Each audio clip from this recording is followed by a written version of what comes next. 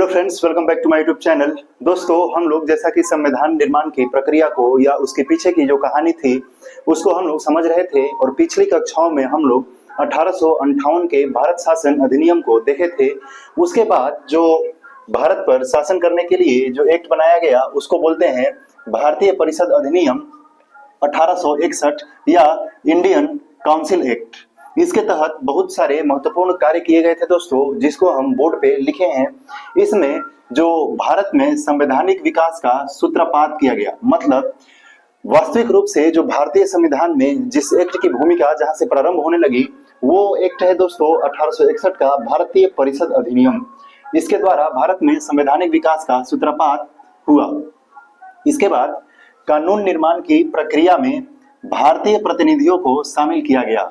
ये पहला टाइम था जब भारत में कानून निर्माण के लिए ब्रिटिश संसद द्वारा भारतीय परिषद अधिनियम 1861 लाया गया और उसमें भारतीय प्रतिनिधियों को शामिल किया गया कि मतलब यहाँ के जो प्रतिनिधि होंगे, जो विधानसभा से चुन के आएंगे या उनको मनोनीत किया जाएगा, वे लोग अब कानून निर्माण की प्रक्रिया में भाग लेंगे।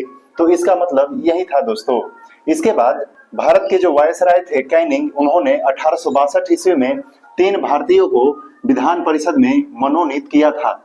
ये क्वेश्चन काफी महत्वपूर्ण हो जाता है कि वो जो 3 भारतीय हैं उनका नाम कभी कभी हमारे प्रतियोगी परीक्षाओं में पूछ दिया जाता है। उनका जो नाम है दोस्तों, उसमें पहला नाम है बनारस के राजा और दूसरा है पटियाला के महाराज और जो तीसरा नाम है वो है सर दिनकर राव। तो बनारस के राजा, पटियाला के महाराज और सर दिनकर राव को विधान परिषद में मनोनीत किया गया था। और किसके द्वारा मनोनीत किया गया था दोस्तों? लॉर्ड कैनिंग के द्वारा 1862 ईस्वी में और भारतीय परिषद अधिनियम 1861 के तहत। तो आपको ये जो तीनों नाम है ये भी अच्छे से ध्यान में रखना है। उसके बाद ये जो वायसराय थे उनको विशेष अधिकार दिया गया और इनको अध्यादेश जारी करने की शक्ति प्रदान की गई। अध्यादेश जारी करने की जो शक्ति दी गई, उस अध्यादेश की जो अवधि थी वो अवधि थी दोस्तों 6 माह के लिए।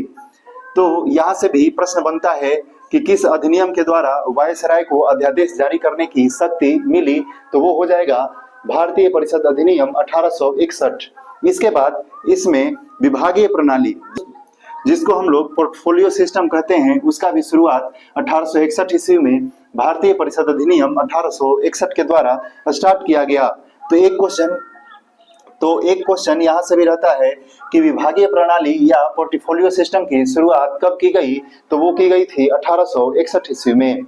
इसके बाद जो भारत में विकेंद्रीकरण मतलब क्या हुआ दोस्तों कि जो पावर है उसको एक जगह समाहित करके नहीं, जगहों पे उसको विस्तारित करके शक्ति का संचालन करना, उसी को बोलते हैं विकेंद्रीकरण। तो विकेंद्रीकरण की जो प्रारंभ हुई वो भी भारतीय परिषद अधिनियम 1861 के द्वारा हुई। और ये कैसे हम लोग को पता चलेगा कि विकेंद्रीकरण की प्रारंभ हुई, तो दोस्तों जैसा कि हम लोग शुरू में पढ़े थे कि 3 प्रेसिडेंसियां हुआ करती थी, एक बंगाल प्रेसिडेंसी, दूसरा बॉम्बे प्रेसिडेंसी और तीसरा मद्रास प्रेसिडेंसी। तो 1773 के रेगुलेटिंग एक्ट में जब बंगाल के गवर्नर को बंगाल का गवर्नर जनरल बनाया जाता है, तो बंगाल के अधीन जो बॉम्बे प्रेसिडेंसी है या मद्रास प्रेसिडेंसी है उनको सम्मिलित कर लिया जाता है। यानी अब जो बंगाल के गवर्नर जनरल जो नियम या कानून बनाएंगे, वही नियम और कानून जो मद्रास का प्रेसिडेंसी है और बॉम्बे प्रेसिडेंसी है उस पे लागू हो जाएगा। लेकिन इस अधिनियम के द्वारा जो बॉम्बे प्रेसिडेंसी थी और मद्रास प्रेसिडेंसी थी, उन लोगों को शक्ति वापस दे दी गई कि मतलब जो बॉम्बे की प्रेसिडेंसी है वो बॉम्बे के लिए अपना अलग कानून बनाएगी और जो मद्रास की प्रेसिडेंसी है वो अपना मद्रास के लिए कानून बनाएगी। इस प्रकार जो विकेंद्रीकरण है उसका जो नींव है या उसका जो शुरुआत है, ये भारतीय परिषद अधिनियम 1861 के द्वारा पड़ा था। इसके बाद और 1861 के भारत परिषद अधिनियम के द्वारा ही 1862 में बंगाल में और 1866 में उत्तर पश्चिमी सीमा प्रांत में और 1897 में पंजाब में, ये तीनों जगह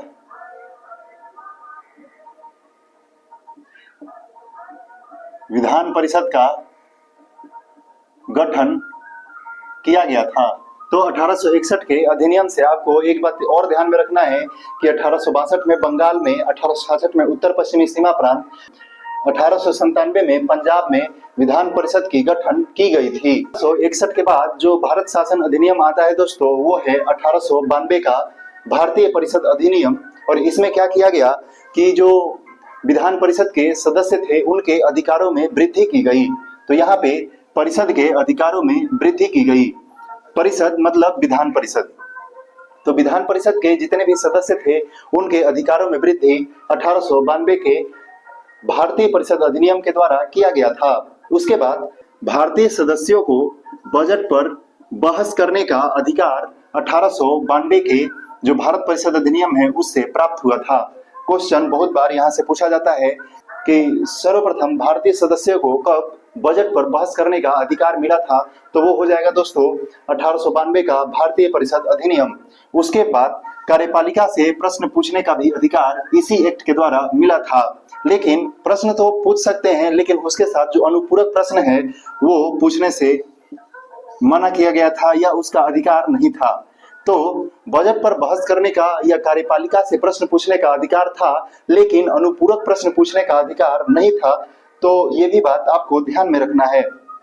कभी कभी जब स्टेटमेंट में क्वेश्चन पूछा जाता है तो 1892 के जो एक्ट से 3-4 सेंटेंस लिख दिया जाता है। उसमें लिखा जाता है कि भारतीय सदस्य को बजट पर बहस करने की छूट थी या अधिकार था, या कार्यपालिका से प्रश्न पूछने का अधिकार था, या पूरक प्रश्न पूछने का अधिकार था। तो यहाँ पे ऊपर का दोनों स्टेटमेंट सही हो जाएगा और नीचे का जो अनुपूरक प्रश्न है या पूरक प्रश्न है उसको पूछने की मनाही या उसको पूछने का अधिकार नहीं था। तो ये जो व्यवस्था किया गया था ये भारतीय परिषद अधिनियम 1892 के द्वारा किया गया था। और इसके बाद सदस्यों का जो चयन होता था, मतलब जो विधान परिषद के सदस्य होते थे उनका जो चुनाव होता था वो होता था अप्रत्यक्ष निर्वाचन प्रणाली के द्वारा।